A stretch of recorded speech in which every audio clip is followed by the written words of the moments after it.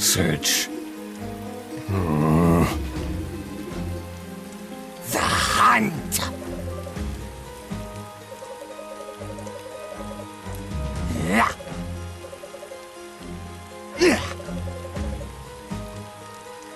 No.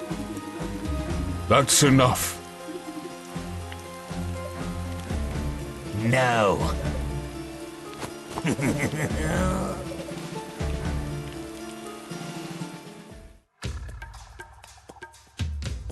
Search.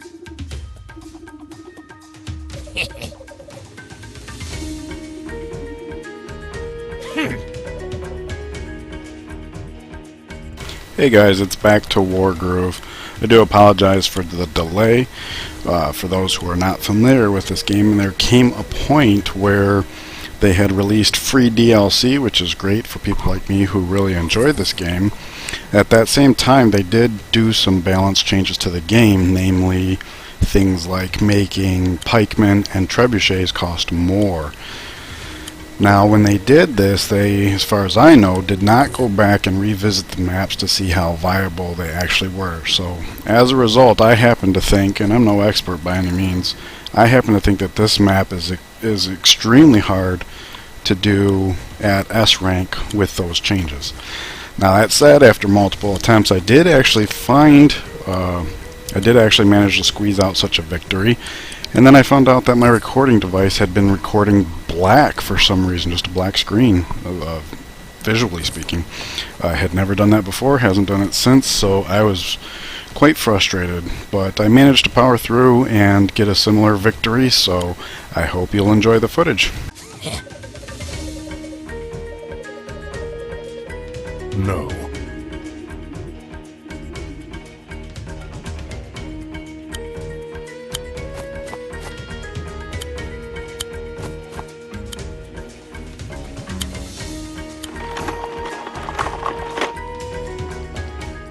Because of the challenges this map presents, at this point I did not purchase any units because I want to save up for a trebuchet.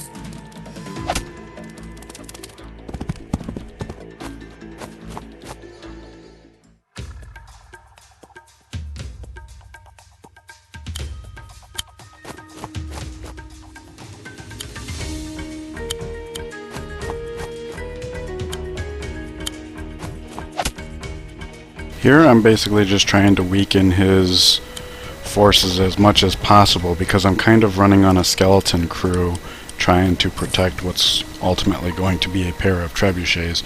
When traveling together, a pair of trebuchets can be devastating. Huh?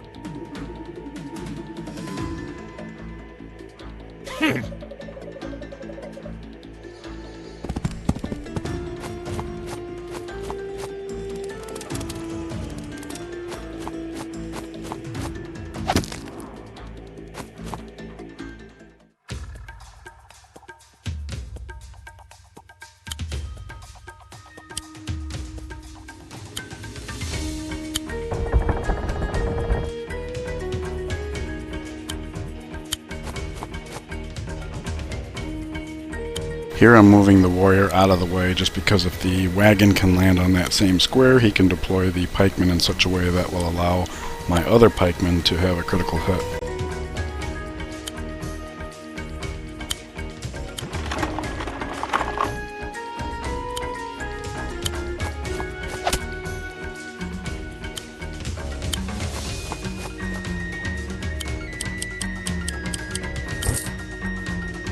And there we go, second trebuchet is deployed, so from this point on money is not going to be nearly as tight, which is awesome because I think it's playing those first few turns that really makes a difference as far as how the rest of the map plays out. The fact that I have weakened units is actually not going to be a bad thing because it's enough of a disparity to encourage his commander to overextend himself. And there's a number of maps where you can essentially win by doing exactly that.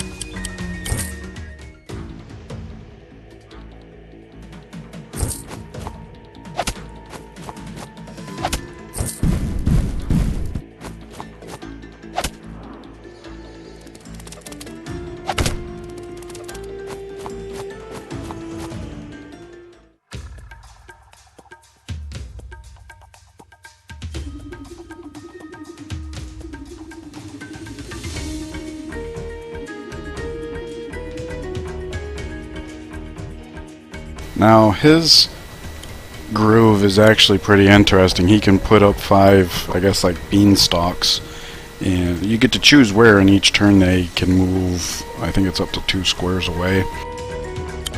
So in this case we're basically going to use it to hold the enemy commander in place, preventing him from retreating, which between my commander and the trebuchets just means that he can't escape his own annihilation.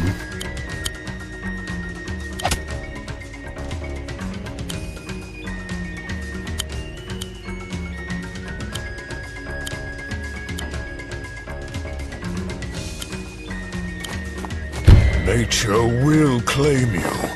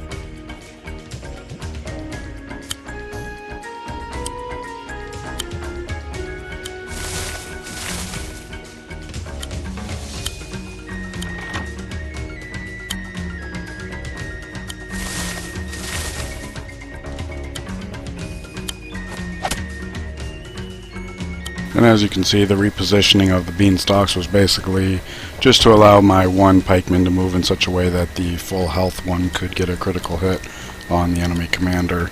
At this point he's so softened up that victory is more or less inevitable.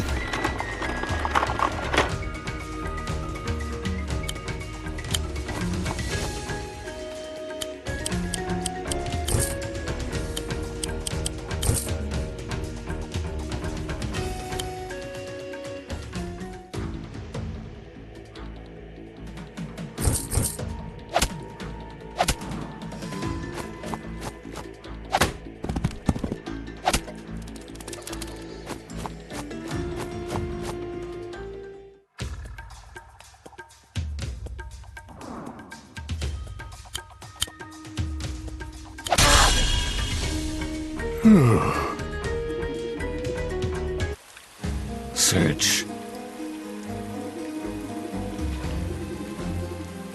That's enough.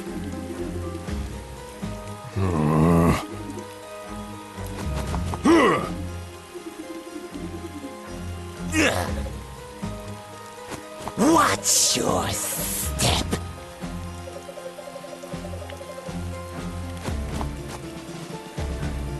such a waste.